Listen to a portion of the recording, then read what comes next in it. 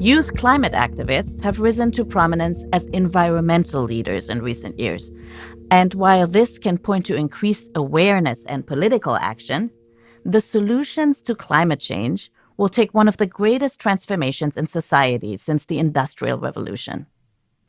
Luisa Neubauer is a climate activist and organizer of the School Strike for Climate movement in Germany. And in today's talk, she reminds us that change is dependent on all of us to drastically shift culture. Usually, in these kind of TED Talks, I would now say how it's all really hopeful. How we young people are going to get this sorted, how we're going to save the future and the planet and everything else. How we young people striking for the climate are going to fix this. Usually. But this is not how this works. This is not how this crisis works. The world would have to see changes which have never experienced before. We'd have to fully decarbonize economies by 2050 and transform the distribution of powers that is currently allowing those fossil fuel giants and political leaders to stay on top of the game. We are talking of nothing less but the greatest transformation since the Industrial Revolution.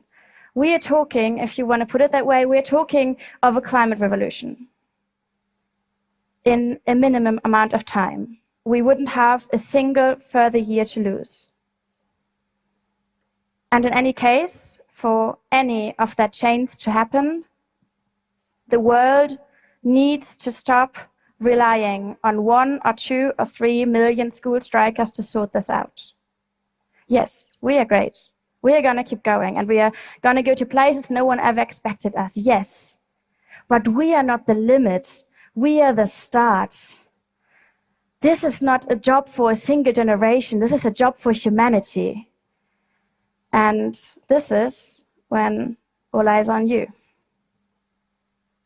For this change to happen, we will have to get 1 million things sorted. It's an incredibly complex thing after all. But there are some things that everyone can get started with. Bad news first, if you thought I would tell you now to cycle more or eat less meat, to fly less or to go second-hand shopping, sorry. This is not that easy. But here comes the good news. You are more than consumers and shoppers, even though the industry would like you to keep yourselves limited to that. No. Me and you, we are all political beings, and we can all be part of this answer. We can all be something that many people call climate activists. Yay?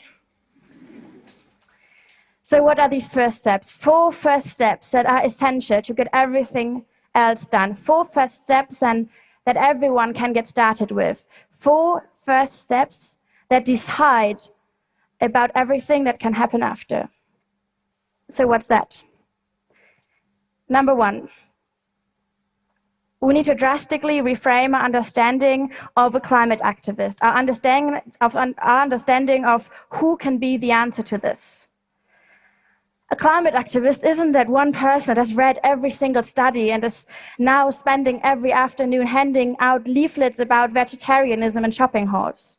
No, a climate activist can be everyone. Everyone who wants to join a movement of those who intend to grow old on a planet that prioritizes protection of natural environments and happiness and health for the many over the destruction of the climate and the wrecking of the planet for the profits of the few. And since the climate crisis is affecting every single part of our social, of our political, and of our private life, we need climate activists everywhere, in every corner, not only in every room, but also in every city and country and state and continent. Second, I need you to get out of that zone of convenience, away from a business as usual that has no tomorrow. All of you here, you are either a friend or a family member, you are a worker, a colleague, a student, a teacher, or in many cases a voter. All of this comes along with a responsibility that this crisis requires you to grow up to. Does the company that employs you or that sponsors you is on track of meeting the Paris Agreement? Does your local parliamentarian know that you care about this, that you want this to be a priority in every election? Does your best friend know about this? Do you read a newspaper or write a newspaper? Great. Then let them know you want them to report on this in every issue and that you want them to challenge decision makers in every single interview. If you're a singer, sing about this. If you're a teacher, teach about this. And if you have a bank account, tell your bank you're going to leave if they keep investing in fossil fuels. And of course, on Fridays, you should all know what to do.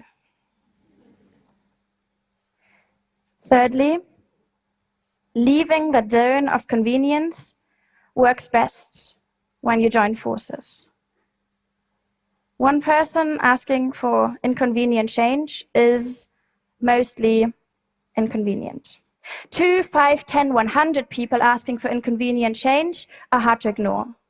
The more you are, the harder it gets for people to justify a system that has no future. Power is not something that you either have or don't have. Power is something you either take or leave to others, and it grows once you share it. We young people on the streets, we school strikers, we are showing how this can work out.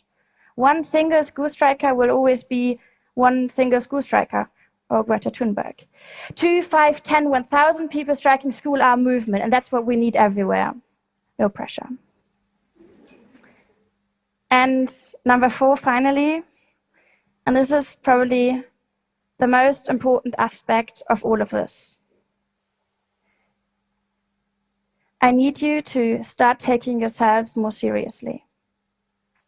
If there's one thing I've learned during 7 months of organizing climate action, is that if you don't go for something, chances are high that no one else will. The most powerful institutions of this world have no intention of changing the game they're profiting from most. So there's no point in further relying on them. That's scary, I know.